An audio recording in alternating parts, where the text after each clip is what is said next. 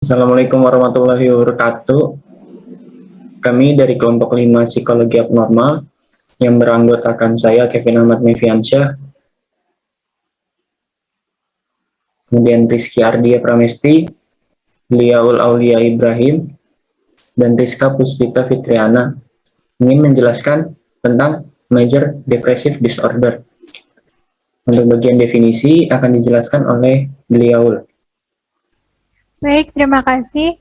Untuk definisi dari Major Depression Disorder adalah pada DSM-4-TR dan DSM-5, gangguan depresi mayor adalah gangguan mood yang ditandai dengan kesedihan yang persisten dan gejala lain dari episode depresi mayor tetapi tanpa disertai episode mania atau hipomania atau episode campuran gejala depresi dan manik atau hipomanik.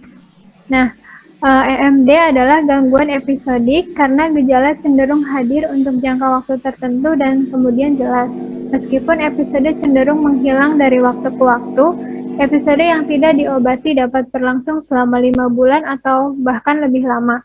Untuk sebagian kecil orang, depresi menjadi kronis. Orang tersebut tidak sepenuhnya kembali ke tingkat fungsi sebelumnya.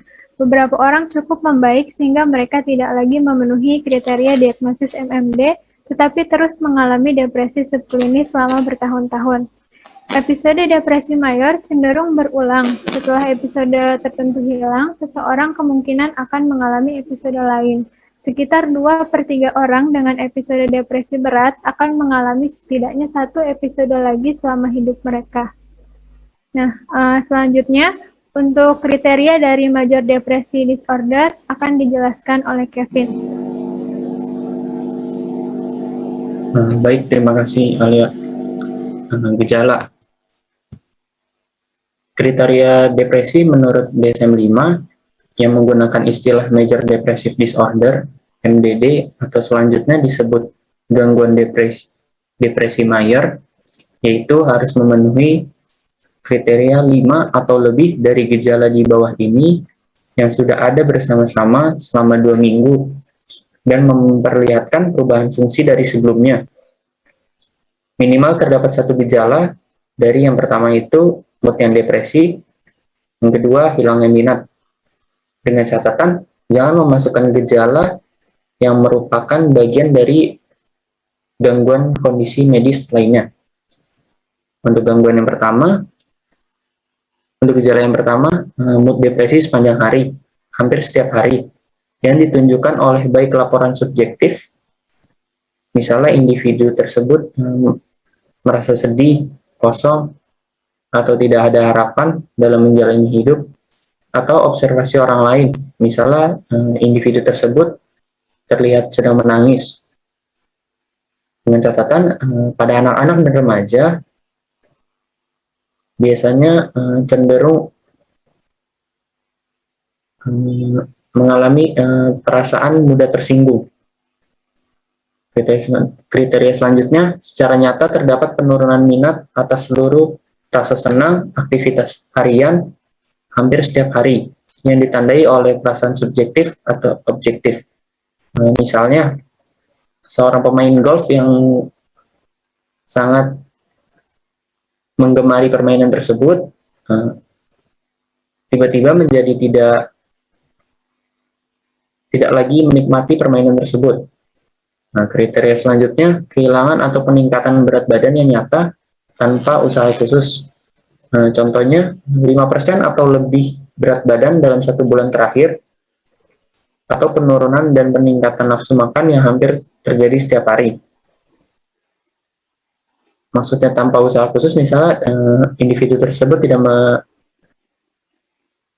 melakukan program diet.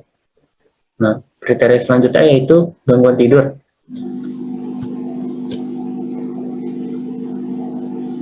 Gangguan tidur dapat berupa sulit tidur atau tidur berlebihan.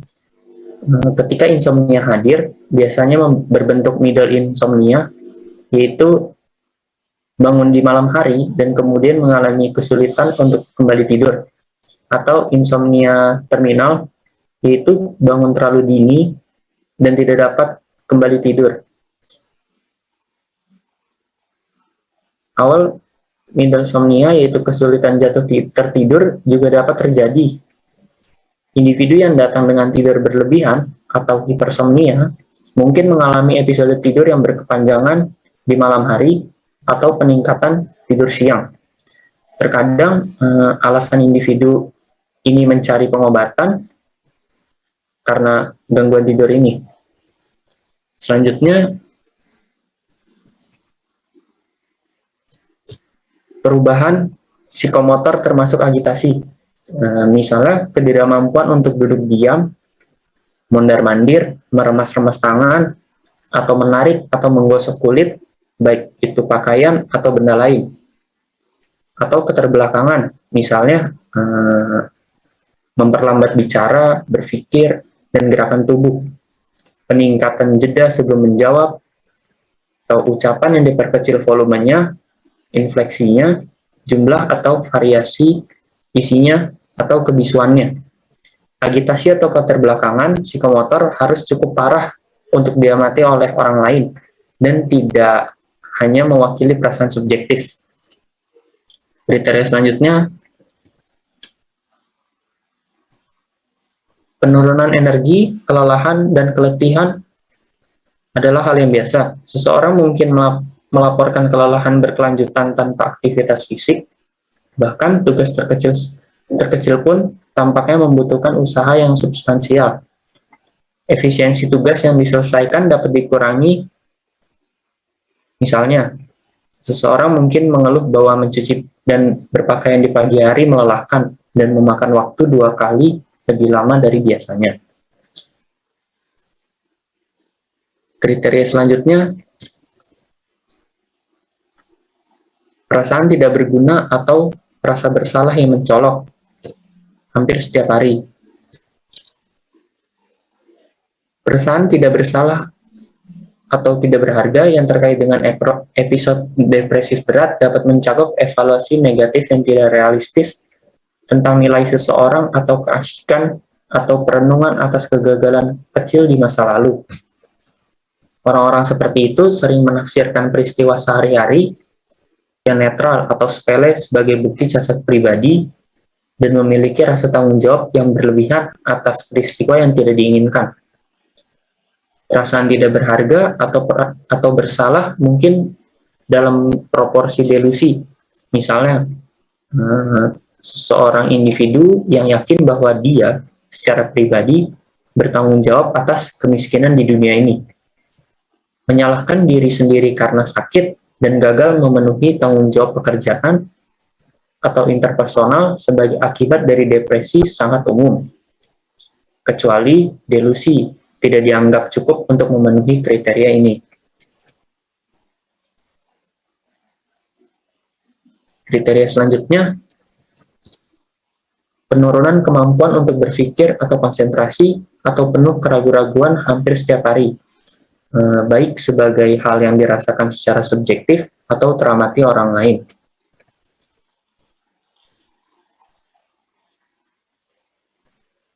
Kriteria selanjutnya, pikiran berulang tentang kematian, bukan hanya sekedar takut mati. Pikiran berulang tentang ide bunuh diri dengan atau tanpa rencana yang jelas, atau ada usaha bunuh diri atau rencana bunuh diri yang jelas. Selanjutnya, bagian faktor akan dijelaskan oleh Priska.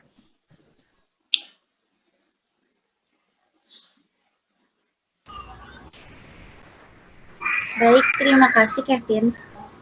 Selanjutnya, yaitu ada faktor-faktor risiko dalam depresi mayor. Faktor yang meningkatkan risiko seseorang dalam mengembangkan depresi mayor, yaitu meliputi usia, yang mana serangan awal lebih umum terjadi pada dewasa muda daripada dewasa yang lebih tua. Selanjutnya yaitu status sosioekonomi, di mana orang dengan taraf sosioekonomi yang lebih rendah memiliki resiko yang lebih besar dibandingkan mereka yang memiliki taraf ekonomi yang lebih tinggi. Kemudian status pernikahan, di mana orang yang berpisah atau bercerai memiliki resiko yang lebih tinggi daripada orang yang menikah atau belum nikah. Yang terakhir ada gender, di mana wanita cenderung hampir 2 kali lipat lebih besar daripada pria untuk mengalami depresi mayor. Meski perbedaan hormonal atau perbedaan biologis lainnya yang terkait dengan gender kemungkinan berpengaruh.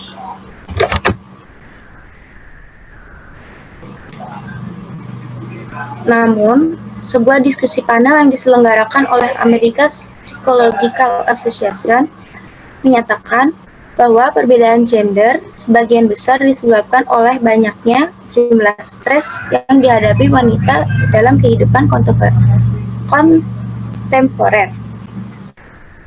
Selanjutnya untuk treatment akan dijelaskan oleh Rizky.